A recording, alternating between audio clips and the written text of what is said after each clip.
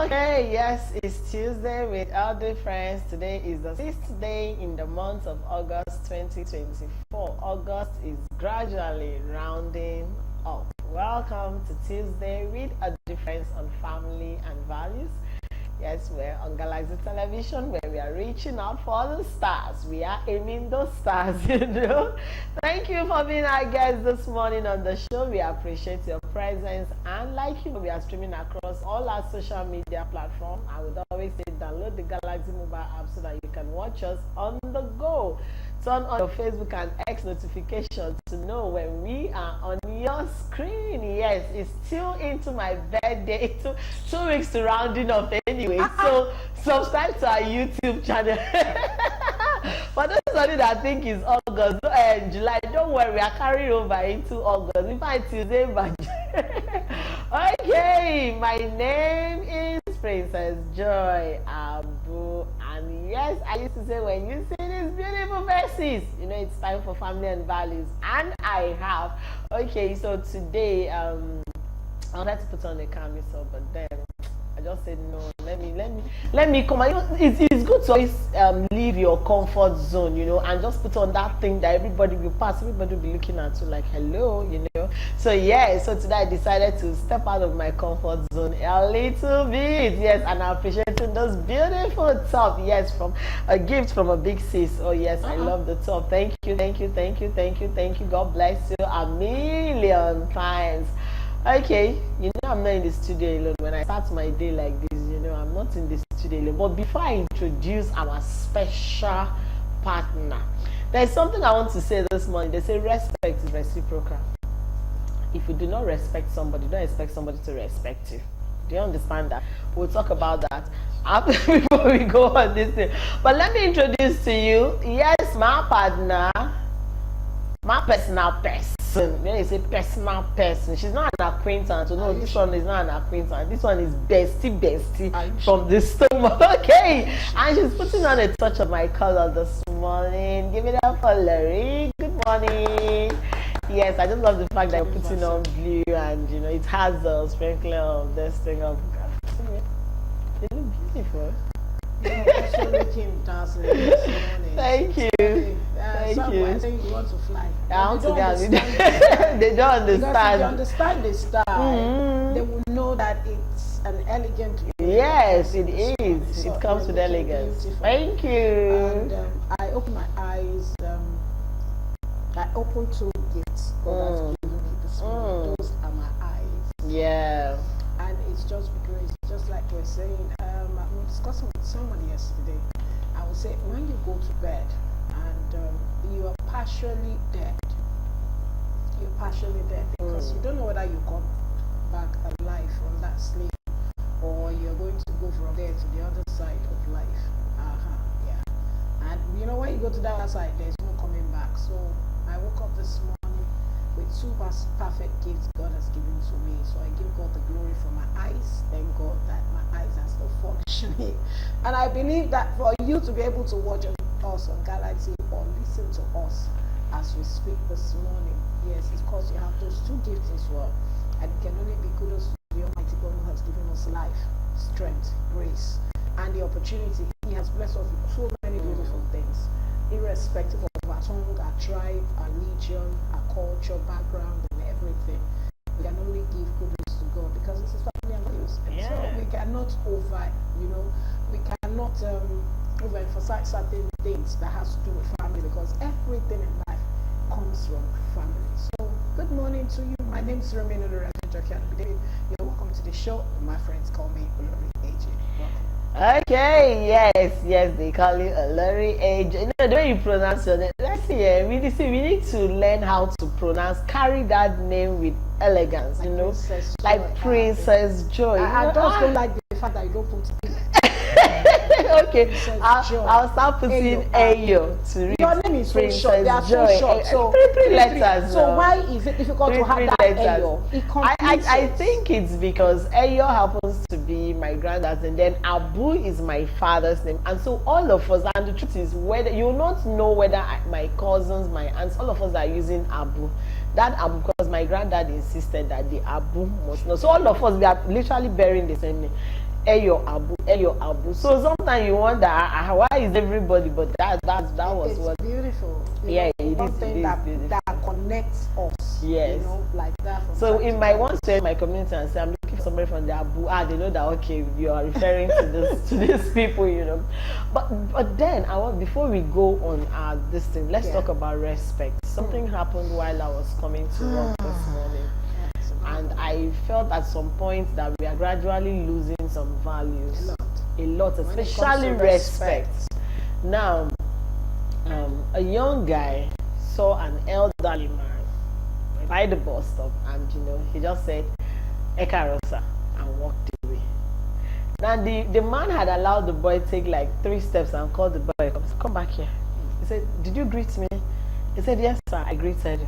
He said, "No, you didn't greet me." And because we're all waiting, to get the vehicle down, and everybody was like, "No, sir, I greeted." The man said, "No, you didn't greet me." He said, "You don't throw greetings at me." He said, the first thing he asked, he said, "Where are you from?"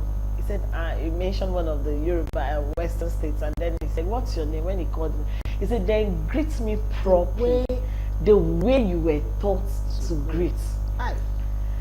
And people were like, a lot of people were grumbling that it's too much now. Maybe the guy is in a hurry. Listen, but there was something the boy did. The boy went prostrated flat.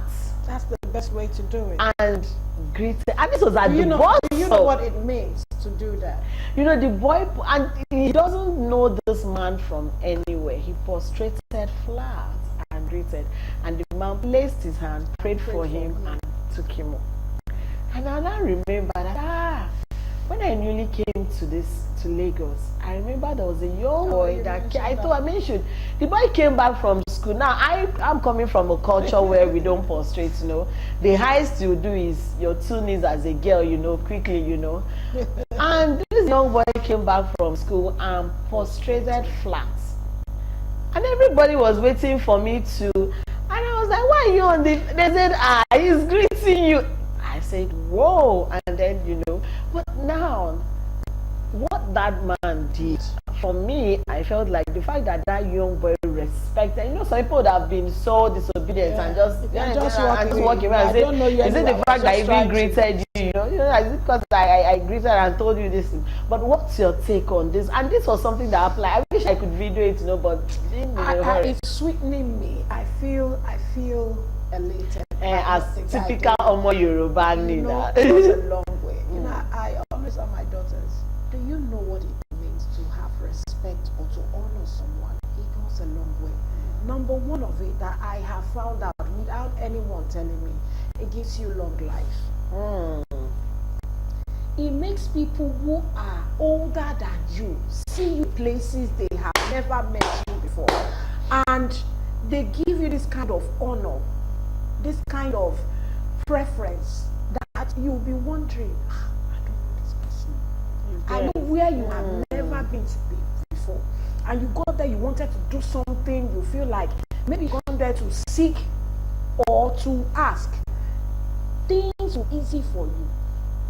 Respect is beyond the understanding of what so many of our parents who has left it, parents now, this generational parents. So children will not even greet their parents. They won't even say the good, they won't even greet. And I always say, see, whether you like the person, you hate the person has been wicked to you, please put it aside. Whenever you see, in the morning, even me, your mom, you want to greet me, kneel down if you want to greet me. Because your kneeling is for me to place my hand on you. I just finished my prayers. Don't greet me because of my prayer. Greet me when I finished. So that I'll be able to place my hands on you and bestow blessings upon you. Because your Bible will say, I've not eaten pepper, I've not taken palm oil. I'm coming with the way I went to bed and coming up. And so it goes a long way. There was also a story of a young man who the uncle came home from, overseas, and the father said, see your nephew, he's not a big. I think it was about 2018. He said the moment he saw the uncle, not because the man was coming from Rwanda, because of course always stretch up his Yes, hand, you know, like the just do normal, like this. The boy went flat on the ground. You know what that means to that uncle? Brought out his wallet, counted, I think like $100, and gave it. Maybe years back. And each time I tell, I make reference to it. Respect is reciprocal, but there are different steps and types of respect as far as we have learned now. So I will tell you, but I greeted you. Don't greet me from your heart. Greet me like you wanted to greet me. Yes. Greet me because you feel it is needed and it is necessary for you. And because I deserve that. You understand what that boy did this morning? If you know what will happen to him, I in fact I was amazed, honestly, if because you know what he will experience with what he just did, not arguing, not grumbling. Even there are some greeting you greet. You don't get your reward, just like Bible talk. So when you sow sparingly, you are sowing a greeting. You are sowing. Do you know that old man or elderly man that was desiring for the boy to do it naturally or do it properly? The children may not be doing it too. I'm not here to insult the man, but what I'm saying is this: the fact that that boy knew I have to greet this old man, he wanted him to complete that greeting. Complete it. Like, don't give me half-hazard greeting. You understand? Don't do it half-cast. Don't do it halfway. Do it completely. And the man, he will be he even blessed him. I did. Anyway, things will happen. Yes, so please teach our kids to greet. If your kids wake up, I don't give away they didn't greet you. No, caution them. Tell them to greet you properly, the way they ought to greet you. Okay, yes, on our note, let's go on our mini future. Though we are still expecting our guests in the studio should join us soon, but let's go to the business of the day. We'll be right back. For today's topic, domestic worker part 2. You remember last week we had the conversation and we couldn't get our guest to join us via Zoom, and she's quite close, yes, today she'll be joining us live. Somehow Lagos decided to play on her, but she'll be joining us in the studio pretty soon to have this conversation. Now after we had the conversation last week, and I go home and I was sharing one or two things about domestic worker, and somebody said, no, we didn't talk about the spiritual aspect that comes with domestic workers. Yeah, it's vast. And I was like, oh, okay, yes, we didn't talk about that because, of course, we wanted to just stay within the scope of what we were talking. But while we are waiting for our guest, I would like to bring in that spiritual aspect of a domestic worker. And this is because severally, and these are verified facts, if you go online, you'll see a lot of videos where these domestic workers would, confess, so say that, oh, they were sent from the underground world to kill a child, to initiate children. In fact, there was one I watched, the lady is the young girl is about 12, but she said, no, I'm not a young girl in the spirit. I'm a very elderly person, and and when I looked at it, I was like, truly, yes, we didn't look at this side. But today, let's talk about the spiritual aspect. Now, what's your thoughts when you hear a domestic worker say, I was sent to initiate this thing, to initiate the child in the spirit world or in the marine world? What's your take on all that? Many of them many who experience such situation with domestic worker who has one time or the other worked with them. Those who are not spiritually inclined fall victim, and a lot of bad things will have happened until when they find out such things are really, has really eaten deep into them. But those who are spiritually, spirit cocoa that are really into what it means to anybody coming into their home, and you want to do the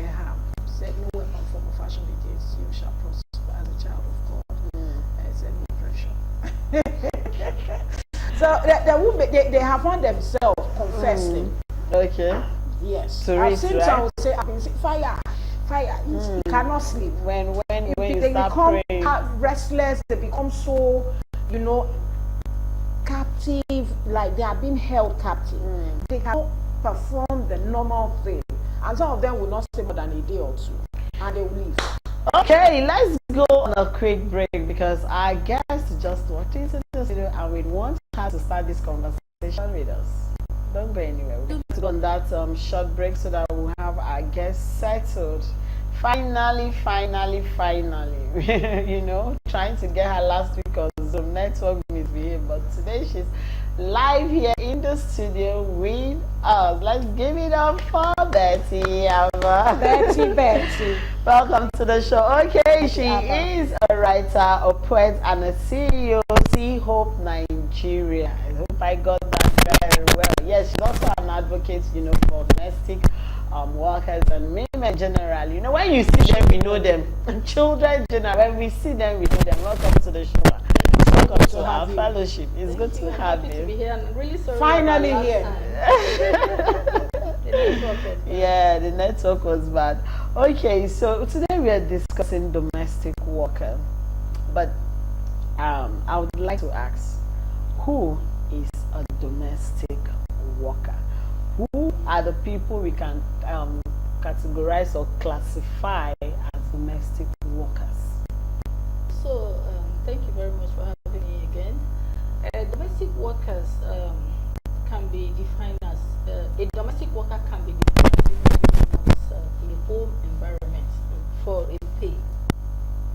So they are part of the informal economy. They are informal workers, but they are workers all the same, entitled to all the rights and benefits of any other worker, like a doctor, a nurse, a teacher. Are you for real? You just said informal. Like, hey, Yeah, this is she's getting interesting. She's putting it to you. Okay. The way it's supposed This to is be. getting interesting.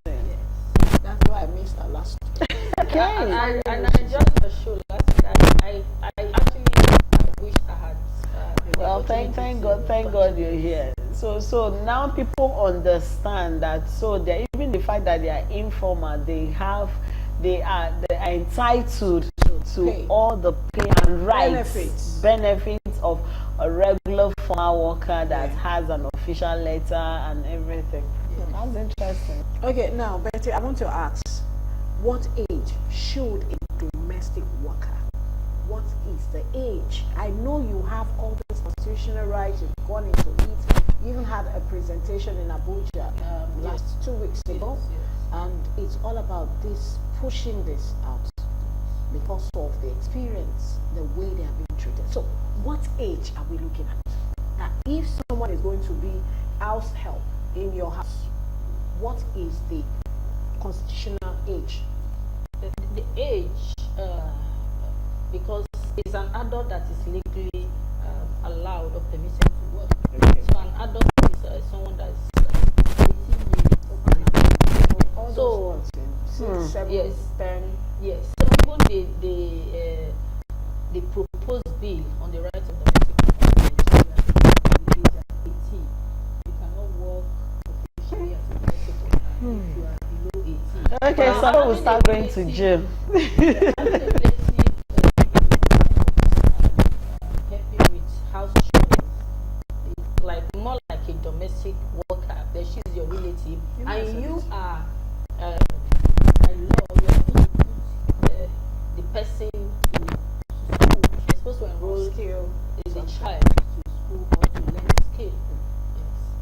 Yes. Okay. Now, I'm already feeling like a lot of families will be visiting soon enough when this law is, because those of you that bring underage, you will see 12 years, 10 years carrying a baby, dragging bags, and they say these are my house helps. Sweeping, scrubbing, It actually becomes like yes, like a chain of people benefiting from they are me. agents that go I mentioned it last week. I said they are agents. Our organization primarily work with vulnerable children and families, and almost 2 years ago we had to enroll about 150 5 or so children in the area from primary school. Wow. Who were most of over 90% of them were brought from a particular community in Benue State. Some as young as 6 years, 5 years. To come and hug. No, in Benue, a particular community in Benue State, to hug in community. And then the amazing thing about it, or the shocking thing about it, is they were not even brought in by rich people. The people who also are poor. So this is a form of poor oppression. They bring this because they are well off, because they are in the city, but they're poor. People in one room face me, I face you, and all of that, in a particular community in the area where we work, because it's like more of a vulnerable community. They bring these children from Benue State to hawk. So you see them on the streets of Allen, Agidingbi, everywhere, hawking you. Yes, I noticed that. Yes. So in the morning they go out to hawk, and then the children of these people, so-called poor people, go to school. So now in the past, EU and other people, Lagos State government, they will rescue these children and send them back to the village. Within 1 week, they're back. Because poverty, which is the major factor necessitating this, is still very much there. And in fact, the children even eat better in Lagos, even though they're not in school. Really? So they come back, they're brought back. And then their parents also are motivated to send them right back, because they get like 5,000 naira every month on each child. So that is like a major human trafficking thing. So we told these people, so we really needed to find a way around it. And we say, okay, they can stay, but they have to go to school in the morning and they can come in the evening. So that was like, we are bidding time. What do we do the next time? But then at this moment, we have to put the children in school, because their education cannot wait. And they're doing fantastically well. So this year now in September, we'll look for like another 100 or so to put in schools. You know, last week when we were talking this thing, I said the parts of Nigeria I come from, Cross River, Akwa Ibom, we are known, our people those days are known for house helps. You know, they will bring them. You know, that's why there was always that fun of, you know, the intonation thing and everything. You know, so we're always having that those things. But before we talk about the dangers that come with domestic housing, let's go on our word of marvel, and if possible, the Vox Pop. Let's hear what people have to say on this topic. I guess has a lot to offload. We are here, we go nowhere. Actually, some parents give out their kids to the house help because they are unable to take good care of them. And some actually are looking for a soft landing. And some are irresponsible. They don't want to take responsibility. That's just it. Well, some, maybe they don't have the money to take care of the child. And some are doing it for business. If maybe eventually they are maybe they don't want to take care of other ones, so they'll take maybe one of the child to go and stay with somebody, then they'll be paying them. And some is maybe they don't like the child. For any parents to give out his or their children for house help, it can only be because of one thing or two. Let me see. The first one is maybe they cannot take care of the child, like they cannot take the child to school, they sponsor the child to school. That is a situation whereby someone will come and say, I'll take your child and I will sponsor him in school, him or her in school. That's the only reason why they will give out their child, so that the child will be doing the house help, and the people the child is staying with will now be paying the school fee. Or hatred. Yes, so in some families, you see sometimes it happens in most families where you see some parents, they will give birth to their children, but they will hate one, they love the other ones. Especially foster parents, like maybe the husband, the wife is dead, and the husband has to go and marry another person, and the woman will now subject the step son or daughter to go out and become a house help to somebody. So that is just the two reasons, I think. Okay, sometimes parents or their kids will want to help the children learn to take responsibility, to assist the home. Then sometimes it's just for the children to go out and learn something out. Welcome back. That was our Vox Pop, hearing from our viewers, and a lot of them have said something that is pointing on the same line. You know, some say because the parents don't have money, but others are saying it's lack of the parents being responsible for their kids. And one said the parents want soft landing. Well, we are going to invite all of that in our conversation so that we'll try to manage our time properly. Now, before we react to that Vox Pop, I want to ask this question: what are the dangers of being a domestic worker? and how can they be protected? Because back while we were listening to that, you were talking of why should a 5-year-old child go and be a domestic worker? So what are the dangers of those people? Last we were really feeling for them. What are those dangers? How can a parent want soft landing? So it's like a wide world out there, and I've worked as a child rights activist for several years, but I didn't really see the practicality of it as much as I've seen in the last 2 years running a women's shelter.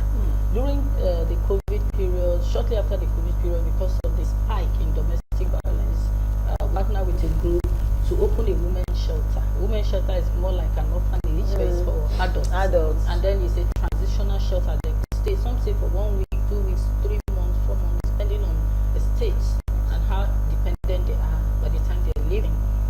So it was supposed to be mostly for domestic violence people, but a great majority of the people we've seen in the last few years are domestic workers who are sexually abused and then rescued by neighbors, rescued.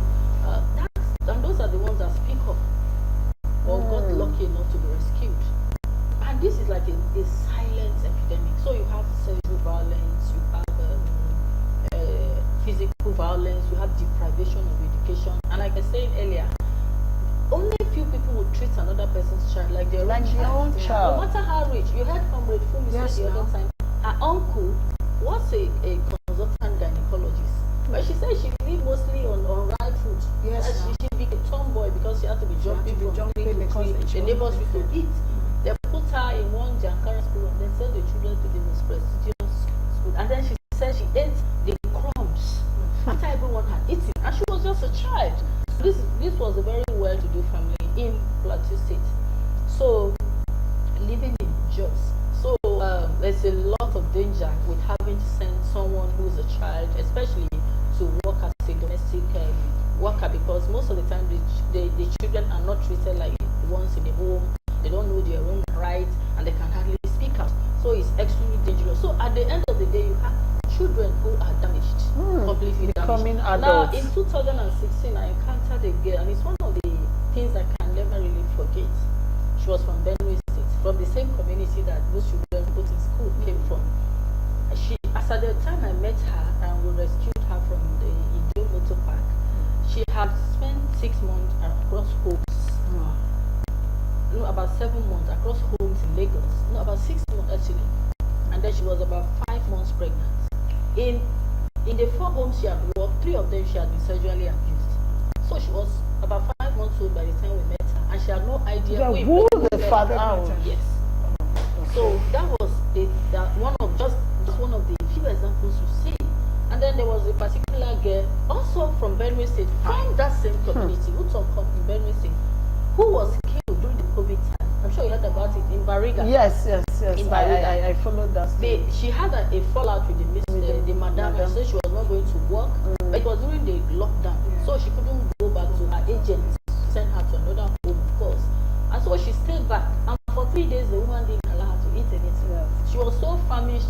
She saw a pack of Indomie noodles, and then started eating the raw pack. And the woman saw her, because they restricted her to their bedroom, saw her with the noodles, and then started beating her. She beat her until she slumped and died. Then she and her husband conspired to stage it as if she had committed suicide, and then they hung her on the ceiling.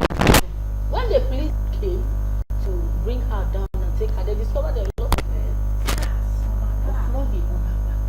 And then, if someone had committed suicide, the person normally dies from from choking.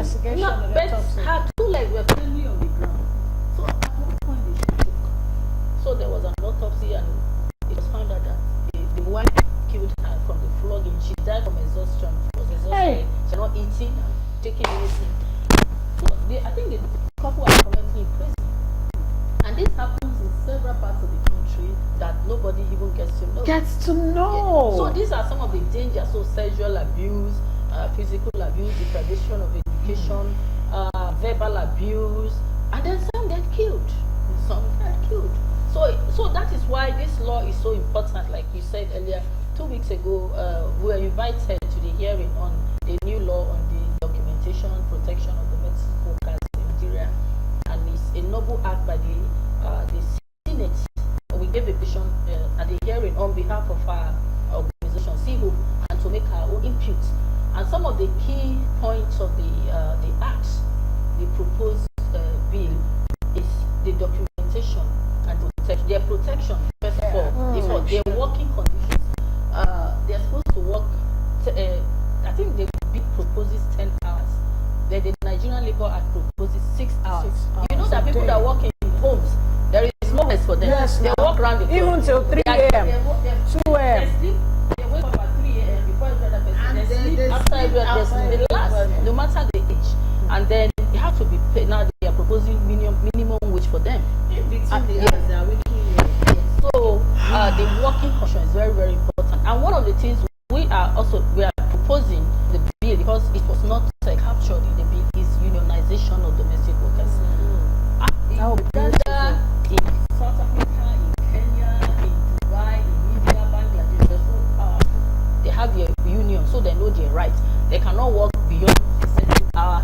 There's a minimum wage for them. You cannot maltreat them. They report you to the unions. They can drive you to court. I remember you mentioned something like that. The working condition is just like every other person, because they don't like every other person working for a living. Okay. But in Nigeria, I think they're treated, they're viewed like Betty, I want to ask this question because of our time. I want to make sure all our questions are being put into clarity. What should be the consolation of these domestic workers, especially those who control bills from the employer? What should be the consolation? Like that young girl, that pastor, the husband, the couple are in prison. Remember, there was also a case of one particular child you mentioned. I think she was sexually abused by the husband, and the wife was aware, but still Ochanya's case, living. but she was not particularly a domestic worker. She was staying with them like a village. Okay, so you said they are also in that category of being a domestic worker. Not really domestic worker. A relative stay with you can do a house chores. So you have an obligation to ensure the person is in school. But you discover that so many people that grew up in the homes of these people, they're not in school. Or they They're don't not. look to them to learn the Or skills. And when you deprive a child the right to access education, it's a criminal offense. So what should be the consolation? Like if you find out a child was abused or was sexually abused or physically abused, what should be the next thing with this bill that you're pushing out? What should be the next thing so that people will know what is coming? If someone is taken to court now, there's a law under which the person can be charged. So, and it's a big consolation. And then what we are pushing for is the unionization. If they have unions, the needs for time to time. You know how much the Nigerian Labour Congress has helped this country to answer so many things. And that's just one union. Just one. And they are invested with so much power. So they are recognized by government. There's so much they can do. Like cases can be reported. Because most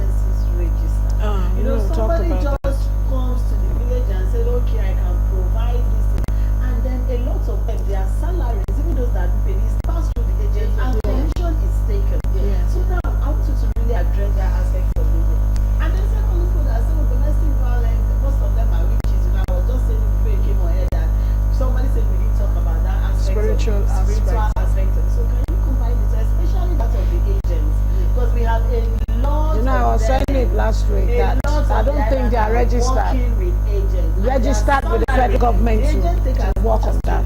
5% of their salary, if not more. So I think this bill also, in a way, it talks about documentation. So the agent is documented. Agent is a legal in Nigeria. I don't know whether they're doing it because they put nanny. When we went to Abuja, we had the nanny academy, which we put nannies working with them in all these places, and they are well organized. So agents are supposed to be registered with government, and then government is able to monitor their activities. Yeah. Because the agents here, they are not monitored. That's why they bring 300 possible. Yes, if they can do that. That's it. So it's a legal thing. They have to be registered. Then their activities are monitored, and then very very importantly to ensure that they don't bring underpaid workers, and then they know what they are into, the rights of the person who Workers. It's not just any other person who's out of work who is seeking rights. And so and one of the key points of the proposed act is documentation. Very very important. And it's also, and when they talk about documentation, it's also to protect the Employees. They have all the details. Yes. Ikoyi. Ikoyi recently suspected that she's fake. I think It's still not been proven, but We've seen successful where domestic workers put stuff yes. So when this law is passed, it provides documentation of the protection of both exclusively the domestic worker and the Employer. When you know that Side. the law, the searchlight of the law is on you, you cannot manipulate your domestic worker. When you know that you are well documented as a domestic worker, you cannot misbehave because you will Yes. crash. Because at the hearing, sorry, I'm taking time. So they mentioned the case of a prominent, one of the first pilots in Nigeria. Who was Yeah. Very. In our own house, yeah. Took the car, took everything. So the one of the senator who said that was why he was involved in this law to protect both domestic workers and And the the employers, because they went to court. The person who claimed to be guarantors, for some reason, nowhere to be found. the two suspects were free, and then the guarantor was not found. The two people were not found, and when they tried to track them, they discovered that they made fake. Yes. And Fake so the contracts. case has not been able to continue. So when they are documented, there's a biometric Documentation and all that. they'll be tracked. Even for migrant workers that come from the Republic. So if they go across the border, you can't track they them. can't But touch if they them. are documented, Yeah, people it goes a always long say, way. It puts us in so, safety. and then to talk about the spiritual aspect, I think that in most cases, what happens is just abuse of the message. In most cases, I'm not God, I'm not with, so I don't really know. I cannot say for sure this is about it, but I will say from my experience working with abuse children that in most cases it is just abuse. Someone goes to a home, the man loses his job and they say it's because he came rich. Everyone knows that there's so much There must loss so in much, that yes, loss in this here. economy. And so there's so much that is passed to the vulnerable people. When the man is under tension, he passes it to the madam passes it to the domestic worker. So much transfer aggression. So in most cases, it's not true. And then in some other cases, because I've worked with abuse children, the law has gone through the system. So imagine someone who has started working as a child from the age of 6, has gone through like 20, 40 books by the time she's 25 years, and has undergone so much abuse. In a way, you bring out the monster in that person. Many of them are desensitized. They are traumatized. They have no feelings. That's true. They have no feelings. They have no feelings They've for lost anybody it, because yeah. they used to be beaten, abused, insulted. And so And they are that's so why human. They go to homes and then they are being Yeah, they are human They too. need help. They need They need, psychological yeah. they need counseling.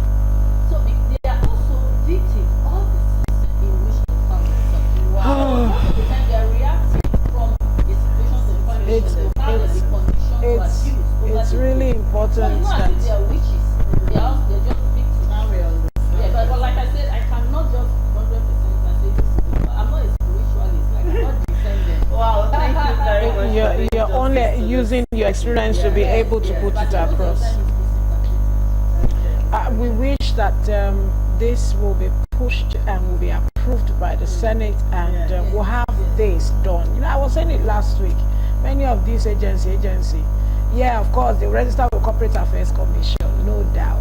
But when we talk about, are they really registered in a particular organization that monitors, like a social worker, going there to sensitize them, let them be remembered of the constitution that is guiding this set of people that you are bringing into this kind of business? It's a business, it's a job.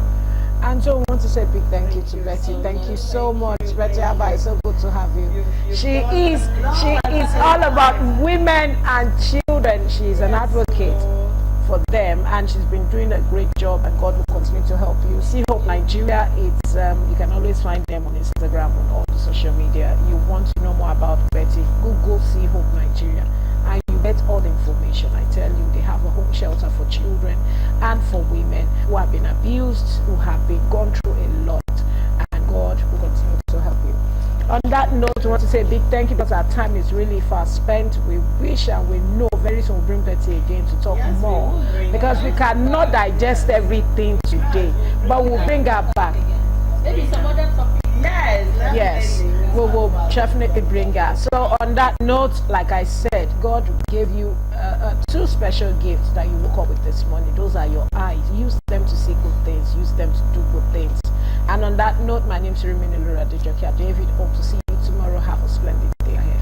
Bye for now. Okay, so while we round up the show, I would like to say this, like Olori have said, you have eyes. If you see a domestic worker that is being maltreated, please reach out.